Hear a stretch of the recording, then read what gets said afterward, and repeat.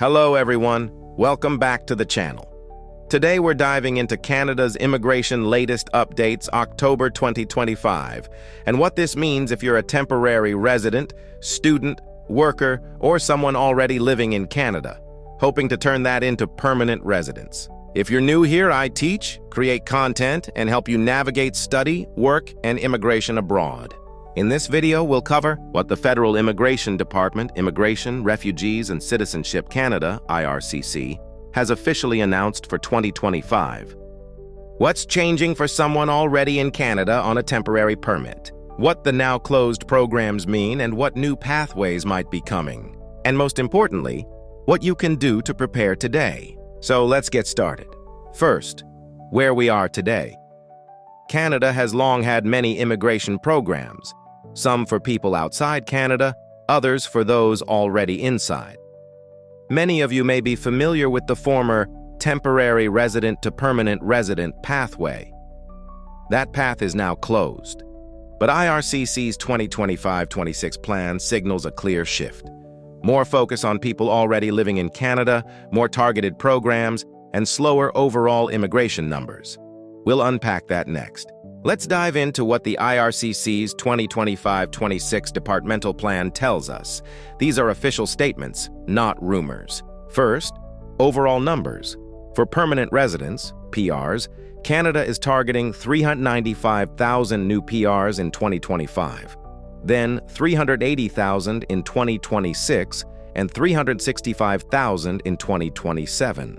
The plan says more than 40% of those new PRs in 2025 will come from people already in Canada as temporary residents, workers, or students.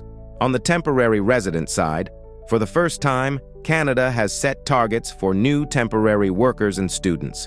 For 2025, 673,650 new temporary workers plus students.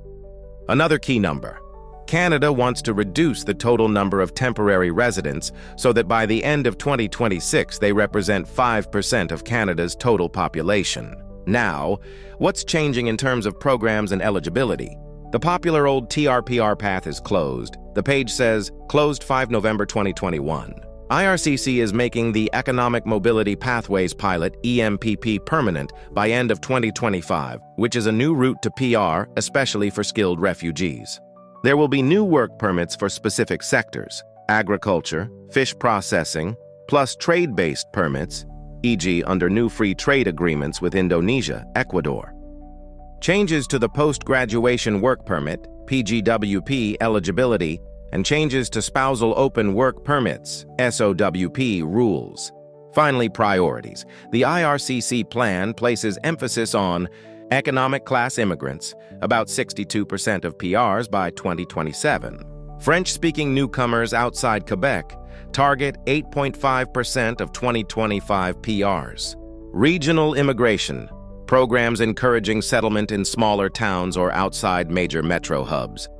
In short, the message is, if you're already in Canada, your chances of transitioning to PR are becoming more favored, but also the system is getting more targeted and complex.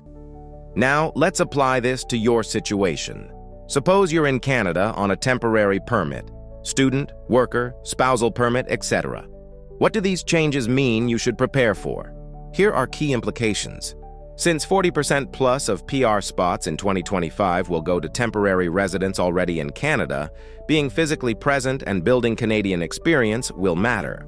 The old TR-PR route is closed, so you cannot rely on exactly the same program. Instead, you should watch for the new permanent pathways, like the EMPP transition and other in-Canada streams. If you are an international student, changes to PGWP eligibility mean you should carefully choose your program of study and institution now, focusing on labor market relevance, because the rules will tighten. If you are a worker, sector-specific permits, agriculture, fish processing, might open new opportunities.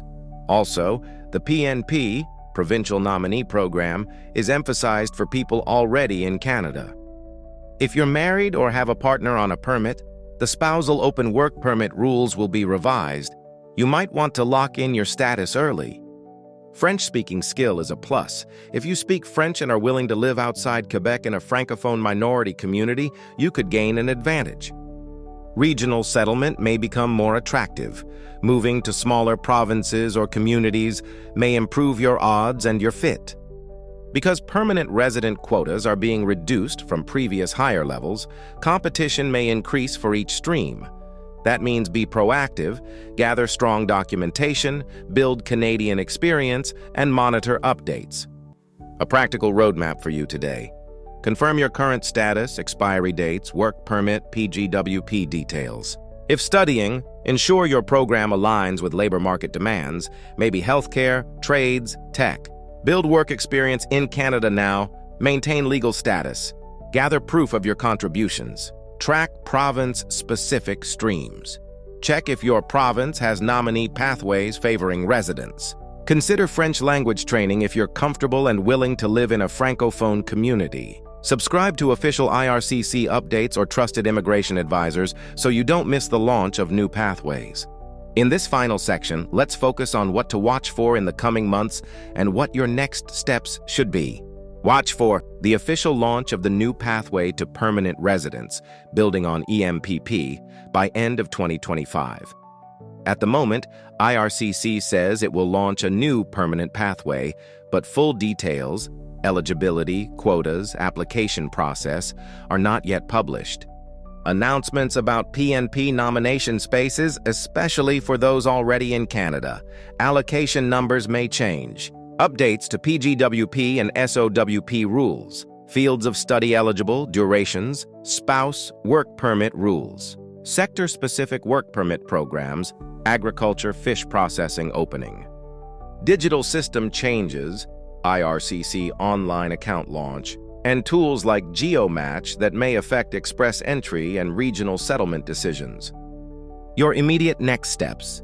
1. Create a timeline of your status. Expiry dates, work permit renewals, study completion dates. 2. Update your CV resume with any Canadian work experience, skills in demand, health, trades, tech, French language. 3. Set up alerts for IRCC website news and immigration policy blogs. 4. If you're an international student, evaluate whether your current program aligns with labor market changes. If not, consider switching to a program with higher demand. 5. If you have partner/spouse, check how SOWP reforms may affect you and whether renewing early is advisable. 6. Consider long-term settlement location. Look at regional immigration streams, not just major cities. In summary, the pathway to PR in Canada is changing. There's an advantage for those already in Canada, but the rules are evolving. Competition may rise, and timing will be key. The old TR-PR path is closed, but new options are opening. Being ready and informed will make the difference. Thank you for watching. If you found this helpful, please like, subscribe, and hit the notification bell so you don't miss updates. I'll keep breaking down the changes as they happen. See you in the next video. Good luck with your Canadian journey.